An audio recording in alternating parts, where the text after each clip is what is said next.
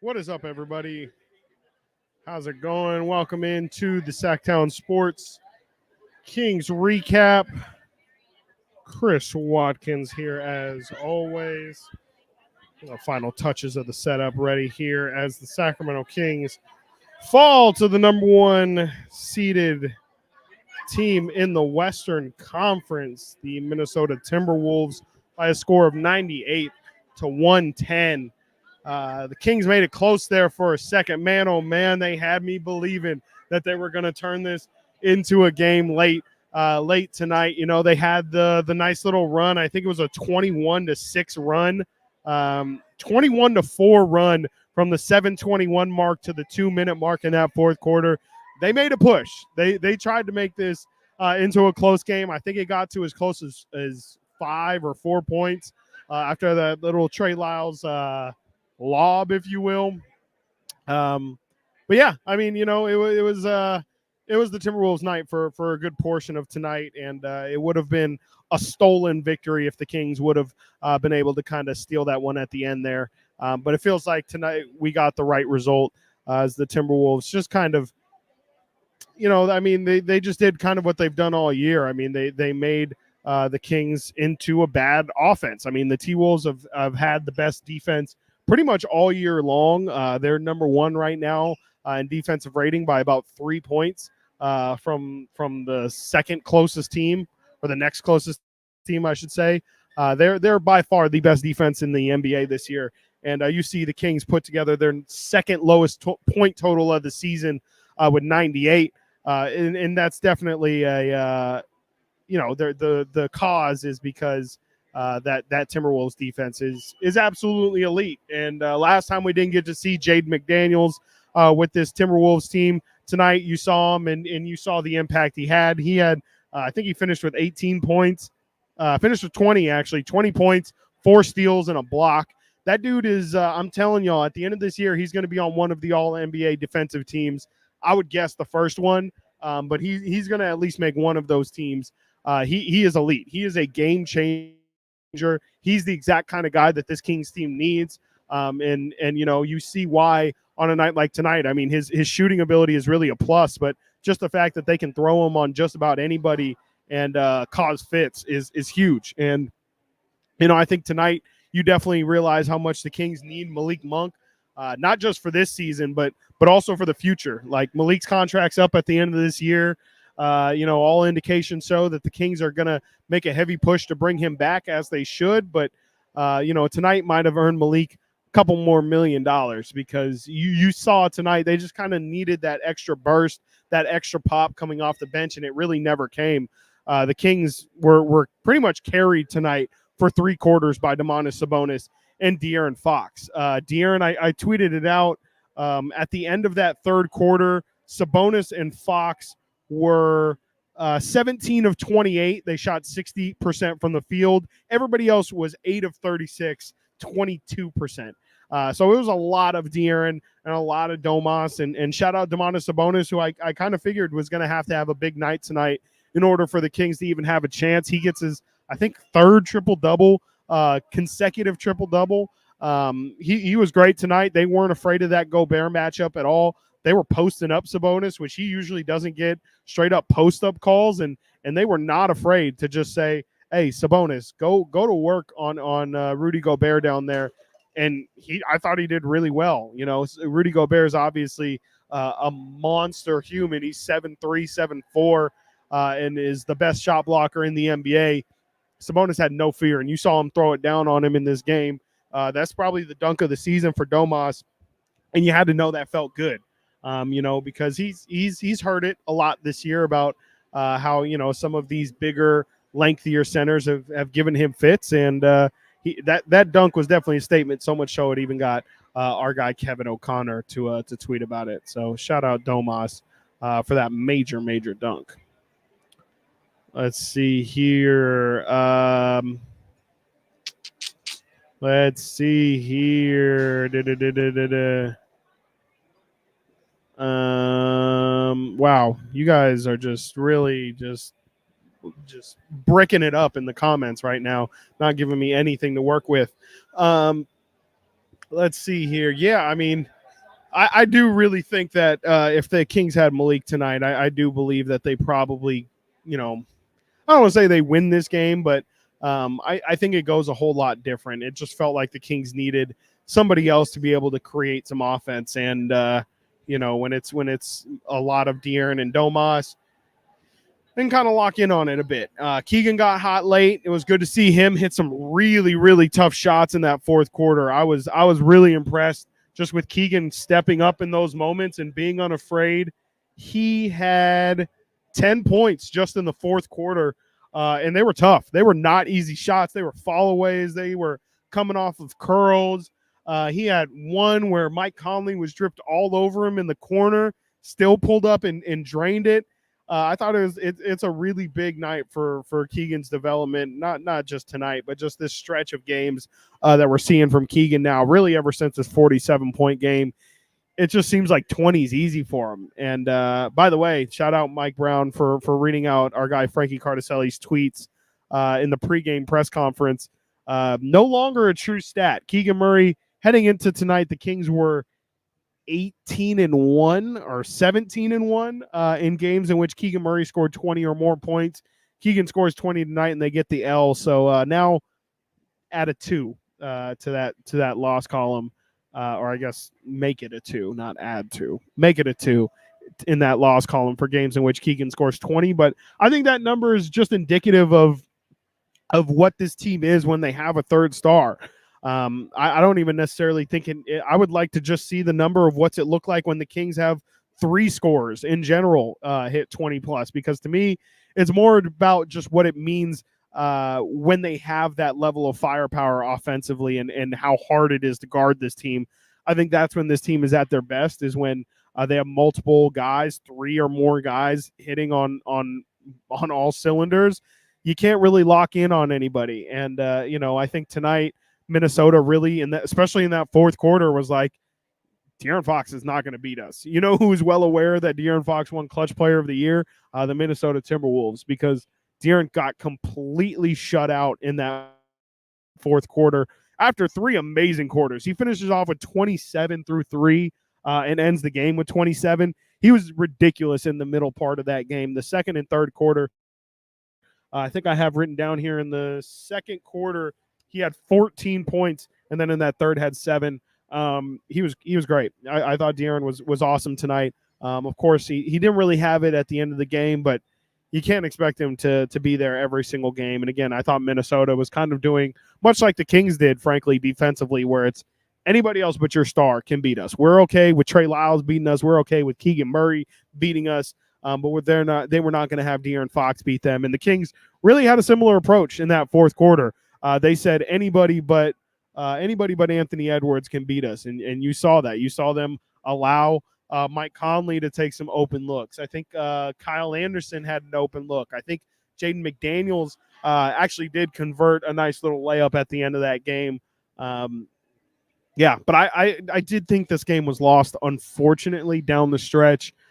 Trey Lyles not pulling that 3 and trying to pass it cross court where Anthony Edwards got the steal and the dunk to kind of make it from I think it was a 7-point game at that time, turned it into a 9-point game. That's just such a huge swing, because obviously if Trey hits that 3, it's a 4-point game. You're a stop away from being a stop away. And it really kind of ended the game at that point with, I think it was a minute and some change left. So that's definitely one of those moments where Trey would definitely like to have it back. I'd imagine Mike Brown on film is going to tell him, Trey, how many times do we have to tell you? I thought we went over this last year. Stop pump faking. Let that thing fly. Mike Brown is well documented in saying he's okay with them taking open threes if they're there. He will not criticize you if you take an open 3. As a matter of fact, you have to take the open 3. You're doing your team a disservice if they do all this running around, all these screens, all this motion to get you an open look, and you pass up on that open look. You're doing your team a disservice, and the odds of you getting a shot that's to the quality of the one that you turned down are almost slim to none. So that's an unfortunate learning lesson from tonight, but Man, it was a hell of a comeback, even in the first place, to make it a close game. And shout out this Golden One Center crowd. That was just awesome. What I don't know what else to expect, but Golden One tonight was rocking, and it was really just your typical Golden One environment. Really, I mean, once the Kings gave fans a game to cheer about, worth cheering, it was rocking, and this place was ready to explode on 2 or 3 different occasions where the Kings just kind of came up flat. There was one where they got like 4 or 5 offensive rebounds down the stretch and just couldn't hit anything.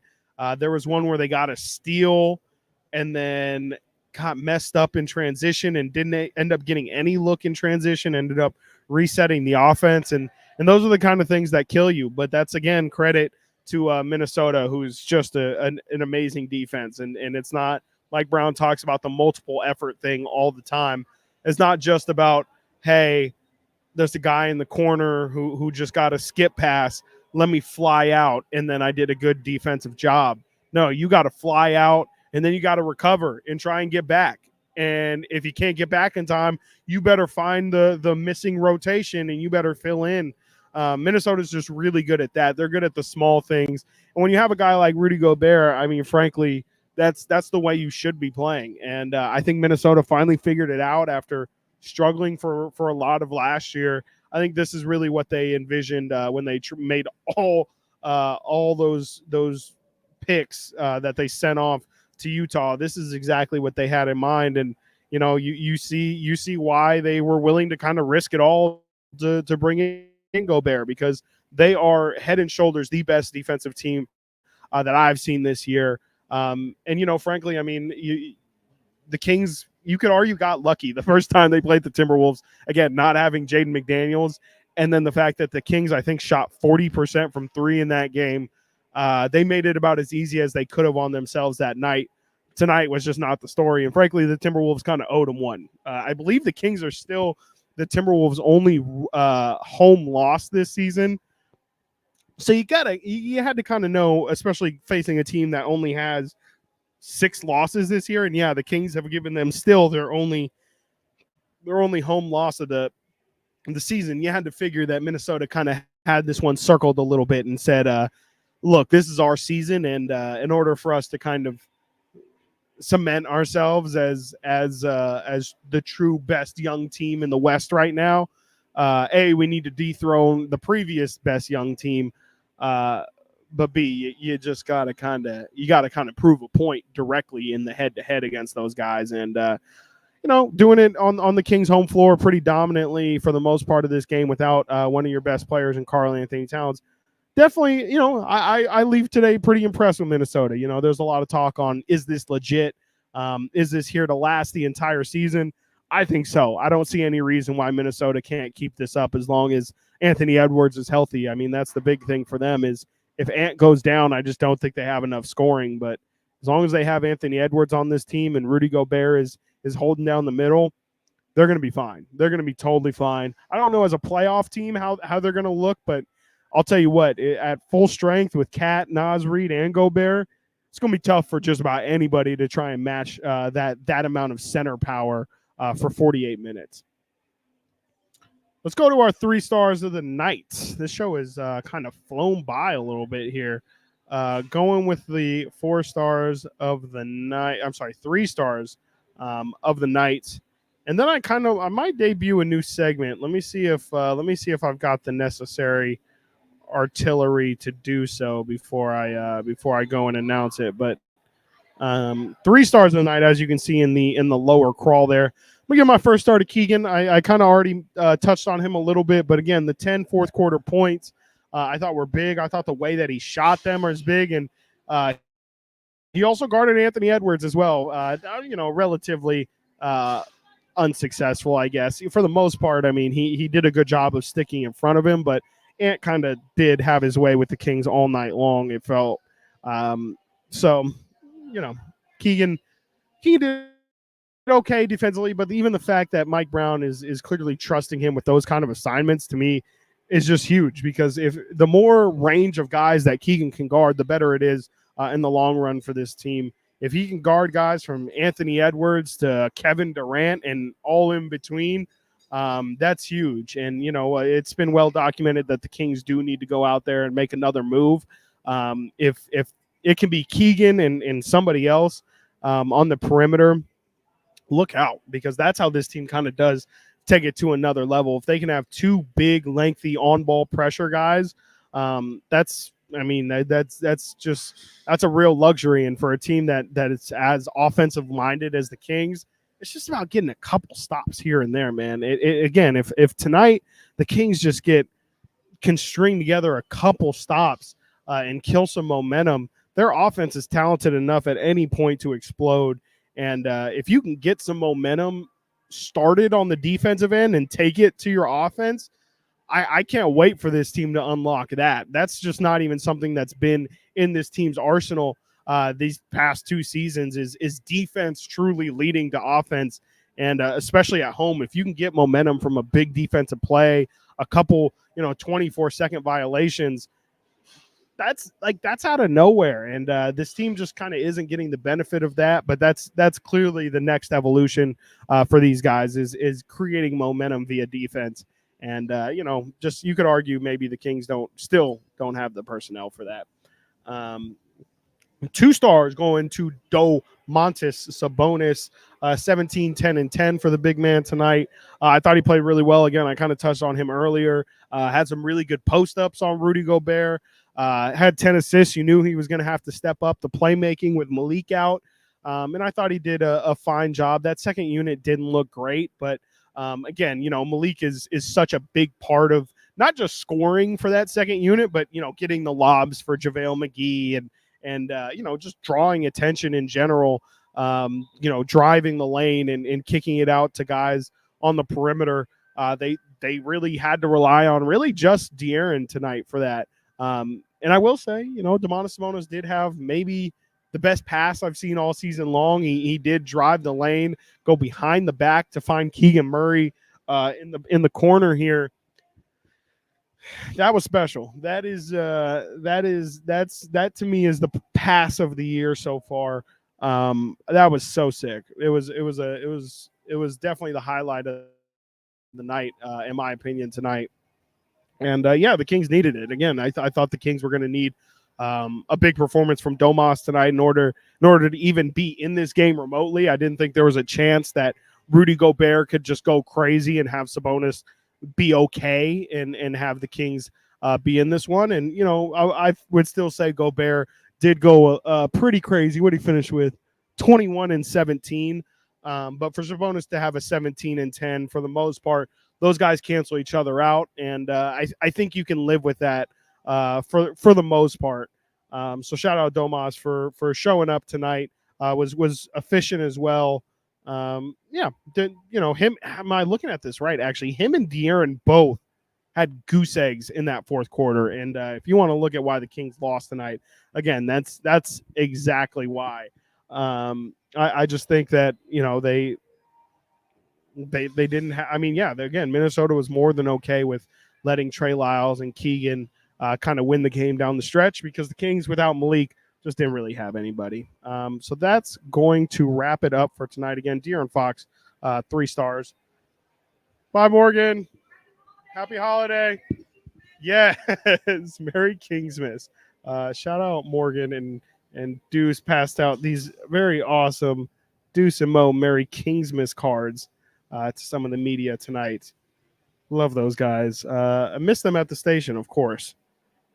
That's hilarious. I was actually just didn't really look at that card, but So De'Aaron. Oh, I didn't even do De'Aaron. Morgan distracted me. 3 stars. De'Aaron Fox. I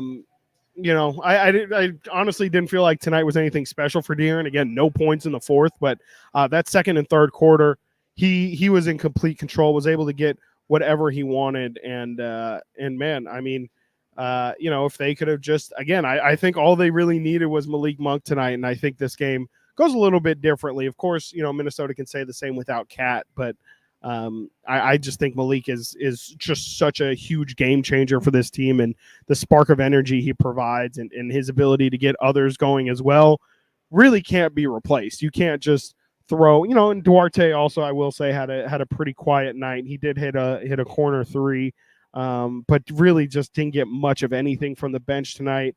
Let me see what the bench finished off with before I get out of here. Kings bench scored. Let's see here. Trey had 10, JaVale 7, 17, Duarte 3, 20 points for your Sacramento Kings bench. That's not going to cut it on most nights. They miss Malik Monk. What can I say? Pay the man. So that's something that we all know anyway. So it's unfortunate. I don't think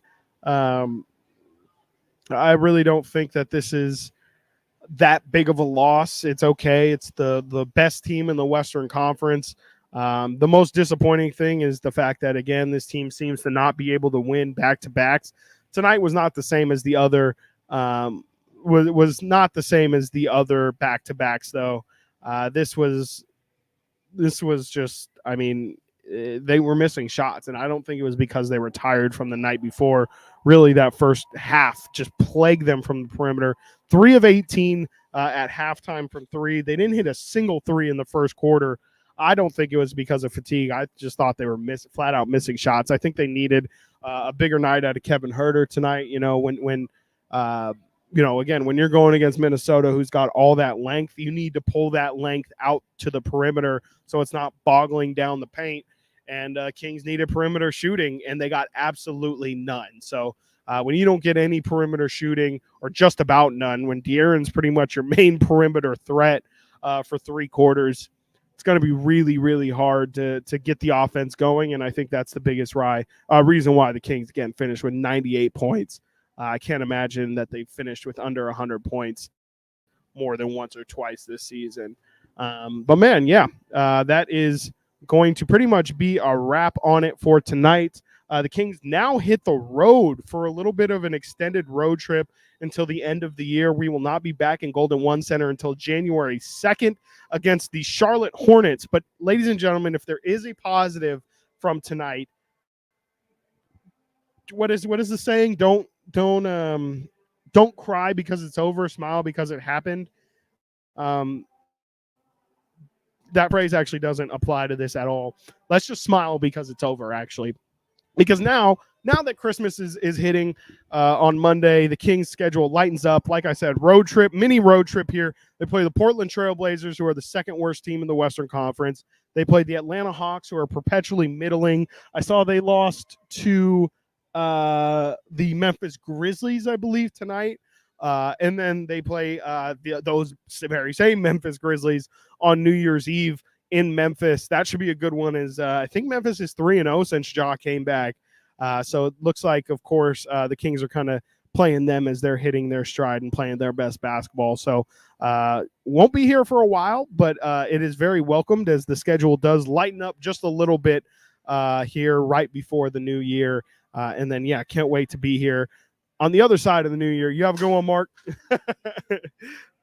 And then after the new year hits, again, more easy opponents. It's Charlotte Hornets here on the 2nd. You got a back-to-back with the Orlando Magic, who I cannot wait to see them. They've been the best story so far in the league.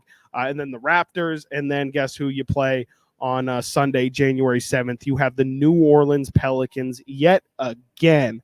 I will be joining you all for the game on Tuesday after on the 26th in Portland.